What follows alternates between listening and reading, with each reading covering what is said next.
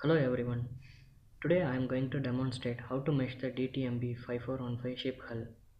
The geometry is already loaded into the UI. It is symmetrical about XZ plane. The goal is to mesh only one symmetrical side of the geometry for the water flow domain. The first step in grid generation is to define the boundaries of the mesh. So the boundary planes need to be created on all directions. Macro is a predefined function which can create surfaces and topology for the analytical surfaces such as box, ellipse, sphere, etc. A box macro is being created using the pre-calculated values.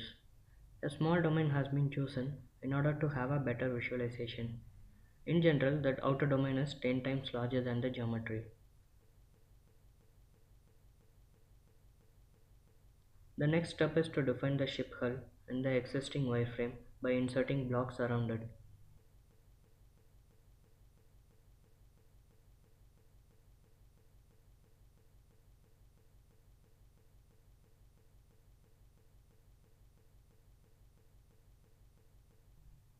Similarly, inserting blocks on the third direction.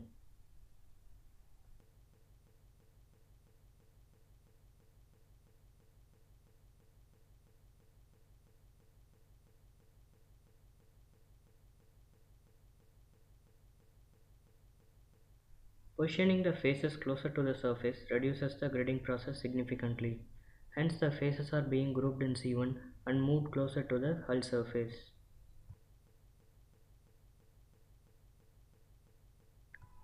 As you can see, there are blocks passing through the hull which are not required. These blocks have to be deleted before proceeding. So grouping the faces which define the hull,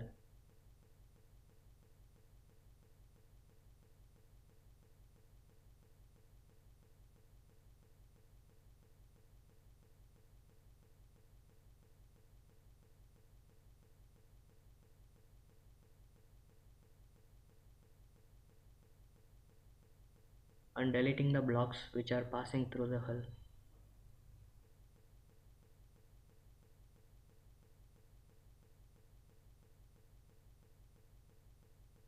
Next step is to wrap these faces to get an O-grid around the hull. Wrapping the corners in group C2 with 0.5% ratio.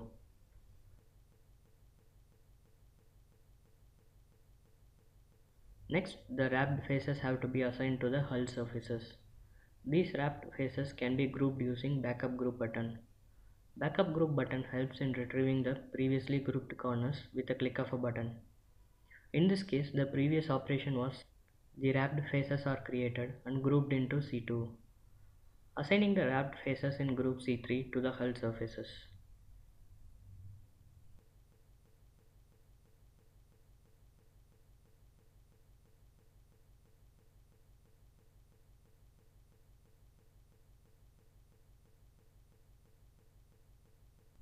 The faces are already assigned to the planes while loading the macro. Let's check the validity of the topology. It is valid with mildly severe singularity. Mildly severe singularity can be resolved using an internal surface. The internal surface can be created using the surface creation tools which are discussed in a different video. For now, let's load the internal surface which is already created.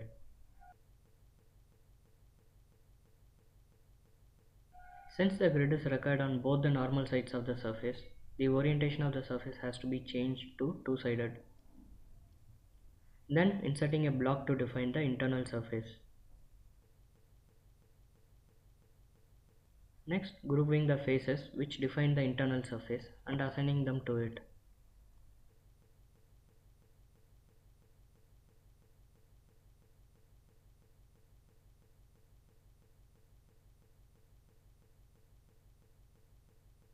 The topology is valid with very severe singularity, which can be resolved by an internal wrap on the assigned faces. So, internal wrapping the assigned faces with a ratio of 5%.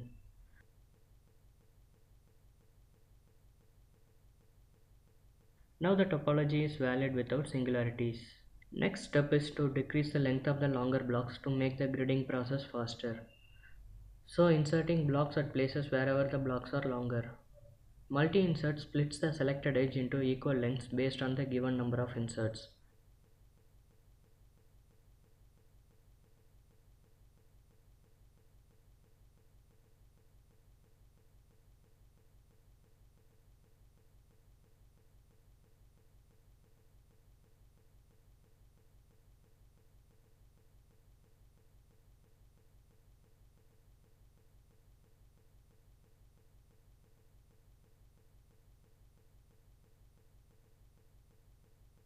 The default density of an edge is 8, and not all the block edges are of same length. So changing the density of those edges will output a smooth transition grid.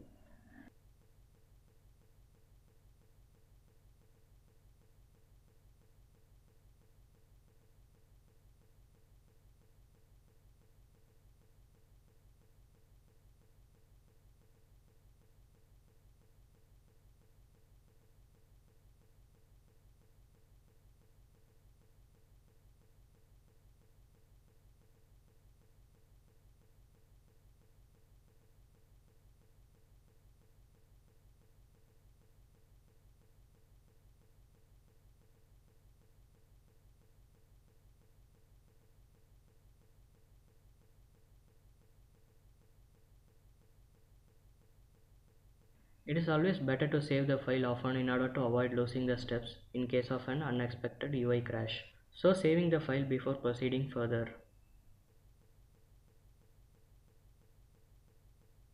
The output grid for the same will look like as shown here.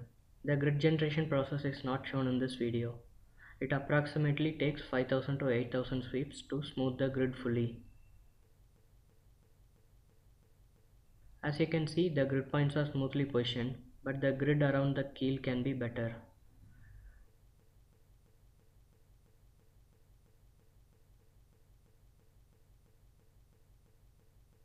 Let's see how to make the grid better around the keel region. Note that there is a step kind of region at the end of the heel. If a surface is created passing through them and frees the block boundary around it, it will accumulate more points, which in turn helps in capturing the surface better. The next step is to create an ellipsoid passing through the keel region. Switching to Surface tab and creating two ellipsoids using the pre-calculated values.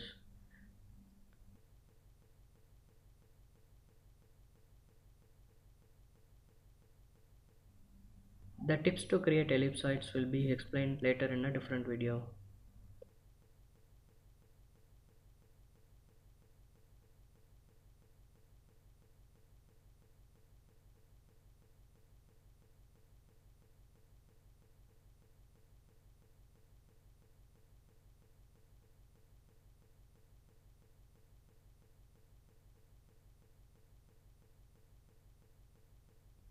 Note that the ellipsoids are passing through the step region.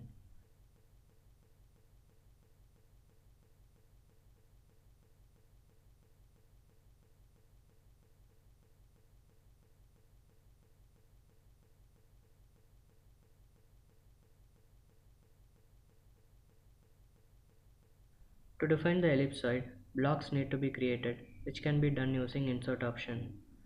Remember that for the internal surface we first assign the corners and then internal wrapped. For this ellipsoid, we will internally wrap it first and then assign the appropriate faces to it. It is the ideal way of topology building. So grouping the faces which define the outer ellipsoid.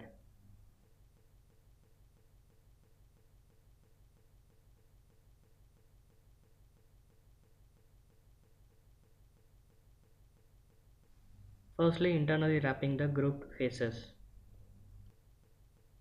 Grouping the inserted sheet using backup group button and assigning it to the outer ellipsoid. The corners are wrapped first and an insert is added in the middle, hence the previous group is the inserted sheet. To define the inner ellipsoid, one more sheet is being inserted and the faces are being assigned to it.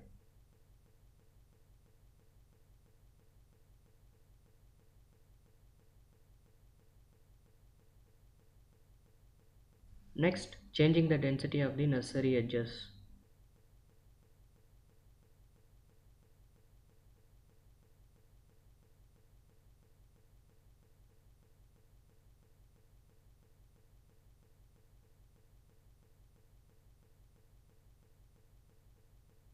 The topology is valid without any singularities. Saving the file before proceeding further. Starting the grid generation process. The process can be monitored either from the UI or terminal. The complete grid generation process is not shown due to time constraint. The final grid would look like as shown here.